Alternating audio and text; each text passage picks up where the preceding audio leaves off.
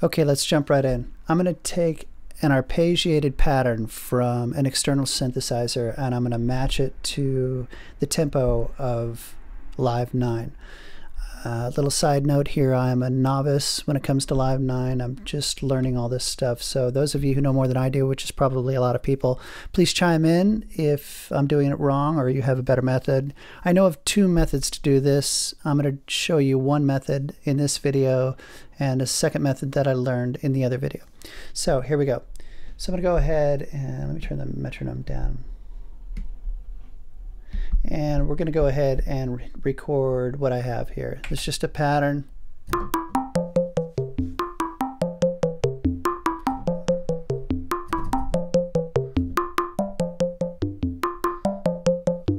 Let's do that one.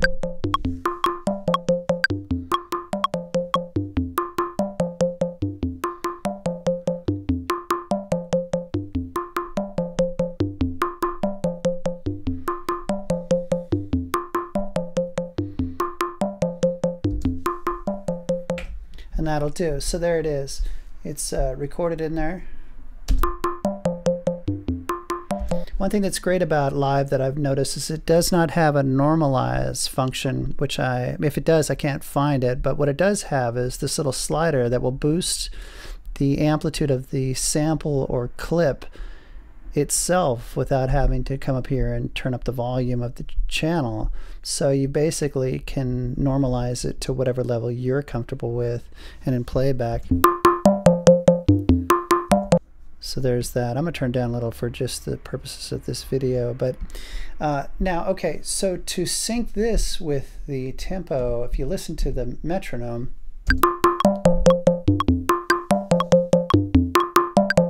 none of this is in sync. So what you need to do is you need to find a starting point with which you want to first make your loop. I'll turn the metronome off. You want to first make your loop and then you'll match that to the tempo through a process called warp. So let's find the beginning. So that first one actually is right. Now if you look very closely, there's all these little gray hash marks and they don't necessarily line up with the actual time. If you'll notice, I can zoom in, you can see the 3 here doesn't match up with that little gray mark. Well, that gray mark is what the computer is guessing is the rhythm of what you've just recorded. So it's guessing by saying this must be a beat, this must be a beat, etc. So let's go ahead and just hover over this first beat because it seems to be pretty much right on. And I'll hover over that and it leaves me a little marker. There's my little marker. So if I, with the mouse cursor over the marker, I'm going to hold down the control button. And I'm going to go up here and I'm going to say set 1 to 1. There it now has set. That is the very beginning of the sample. So it starts right. We're going to move the loop over there to match it. And we'll go a few and figure out where to stop it.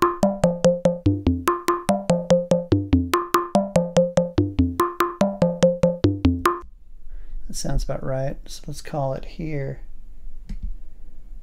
I think that was the one. Now we'll move these guys over as well. Now notice this will not line up, so I haven't figured a way to make this snap to that segment beat. So I'm going to go ahead and just, what I've done in the past is I've just zoomed in.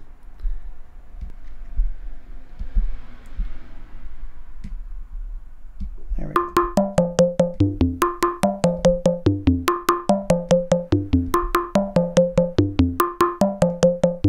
There, so you've got a loop down.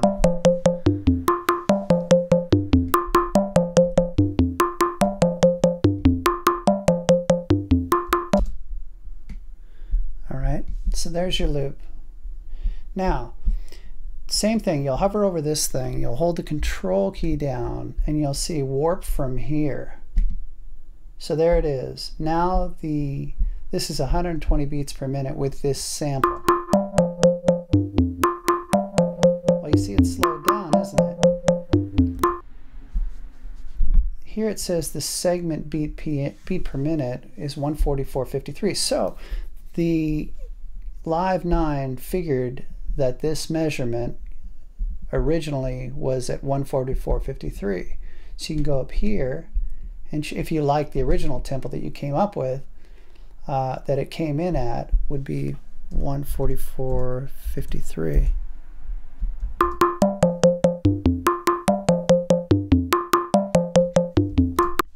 And that's how that works, listening to it with the metronome.